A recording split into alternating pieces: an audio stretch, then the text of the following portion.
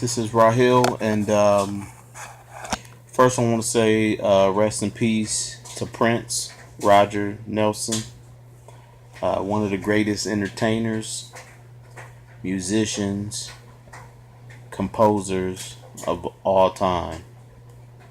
And just want to talk a little bit about him. He passed away a day ago, last year. And so just reflecting on Prince today, man. Um, huge fan, huge fan. I remember um, when I was a kid, man, and back then we still have them now. At least we have one here. But back then, my parents snuck my brother and I into a drive-in to see Purple Rain, and it was like a double feature: Purple Rain and Risky Business with oh god, what's his name? Tom Cruise. Anyway, if you don't know what a drive-in is an outdoor movie theater. So they would have a big, huge screen, and they would have a projector, and it would show movies, and you get to see, you pay for to see two movies, double feature. So anyway, seen Purple Rain as a kid, man. Oh my goodness, I was floored. Just as a kid watching that, all the music in it. I just remember the music. Um, and my pops he used to play Prince all the time, and I remember him playing Prince, Purple Rain, and then later on, I remember my father had on video Under the Cherry Moon, the movie, and watching that movie and not understanding what the heck was going on throughout the movie. But I just remember at the end he died.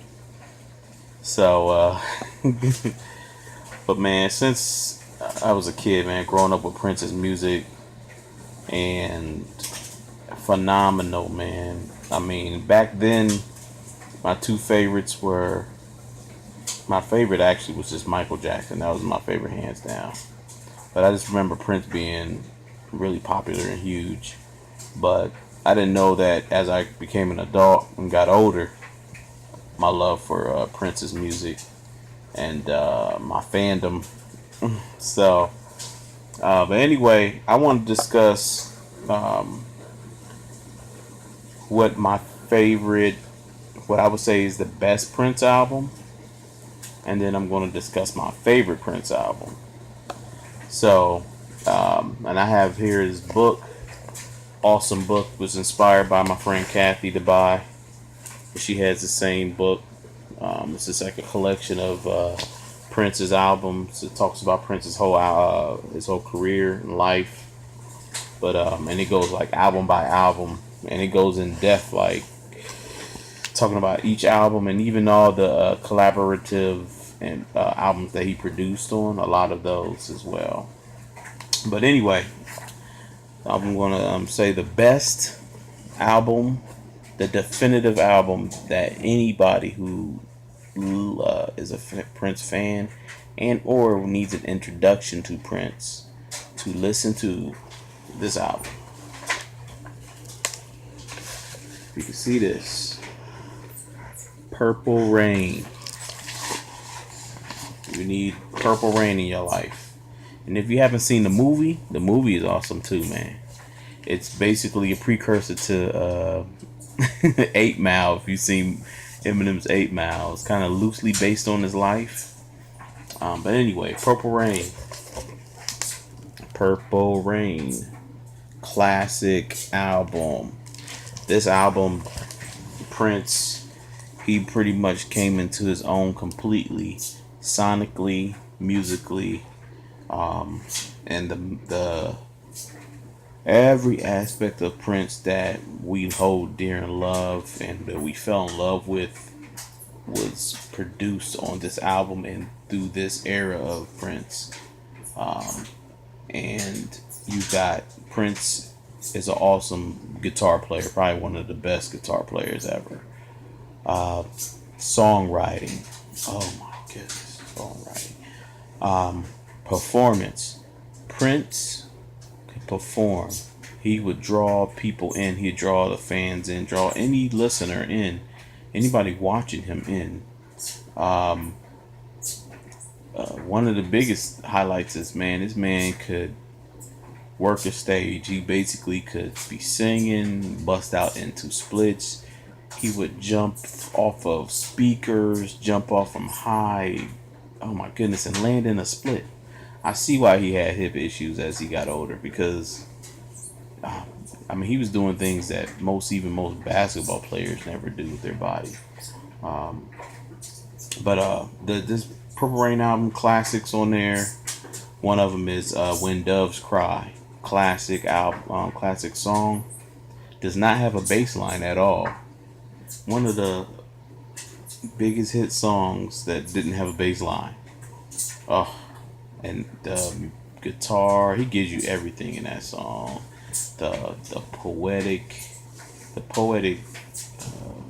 lines in that song, the keyboard work, the guitar work. He gives you everything within this song. And When Doves Cry, I Would Die for You. My goodness, those songs spiritual, man. Prince was somewhere else, man. Spiritually, man, he was ahead of the curve, man. And I mean, and when I say he came into his own, because if you remember Prince when he first came out, he was very androgynous in nature in terms of his presentation. It was a lot like Dave Bowie, quite a bit, a little bit of little ritual sprinkled in. But as he came into Purple Rain, man, he actually covered himself up a whole lot more than what he was when he first came out, and then the music and the production just was taken to a whole nother level. I think because this album Purple Rain was actually a score, so score for the movie or a soundtrack, so it had a lot more orchestration in it with strings and things like that. Um, but that album and the movie, you have to see the movie, man. The movie's amazing. Um, it's timeless, man, and it's to this day there's no album that sounds anything near it before it or after it. Prince couldn't even duplicate what he produced on Purple Rain, and he tried, and he got close, but he never could. So I'm going to say Purple Rain is probably the greatest Prince album.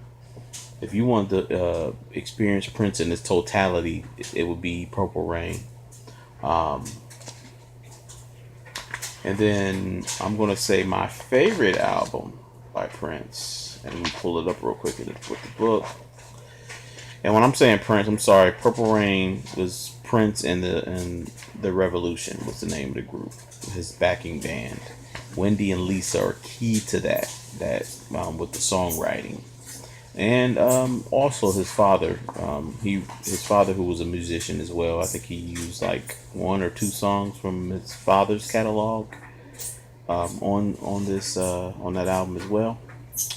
But after Purple Rain, Prince and the Revolution had another album called Around the World in a Day.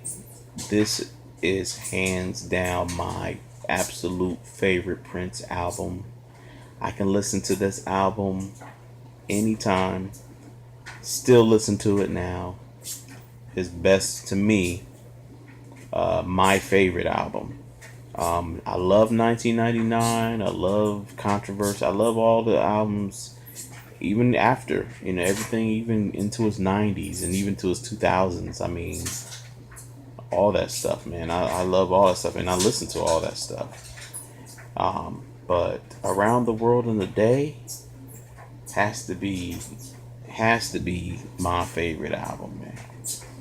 You get Pop Life on there, you get Tambourine on there, you get Around the World in a Day, you get Paisley Park, you get America. Man, I can keep going, man. I mean, and this is the album cover right here. Prince was basically, in so many words, man, he was amping like the Beatles, man. He was inspired by the Beatles when he made this album. If y'all can see that, Around the World in a Day. But he was amping like the Beatles, man, during this time. And as a follow up to such a huge, mega successful album, Purple Rain, which was huge, by the way. It was huge. That year, it was the best selling album at that time. That year, it came out like in 85. 85. Yeah, between 83 and 85 is when it was produced and created. So I believe it was like 84 when Purple Rain came out. But anyway, but I think this album. What can I say about this album, man? The production is amazing. I don't think people expected Prince to go the direction he went. Oh, Raspberry Beret, I believe this one is Raspberry Beret on that song, that album. Oh my god, I'm getting confused. Shenanigans. Now, hold on one moment. Let me make sure I clear this up. Yeah, because Around the World in One Day.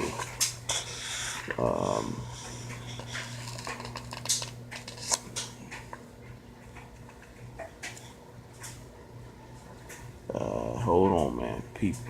People, hold on one moment here. I just want to make sure I clear that up.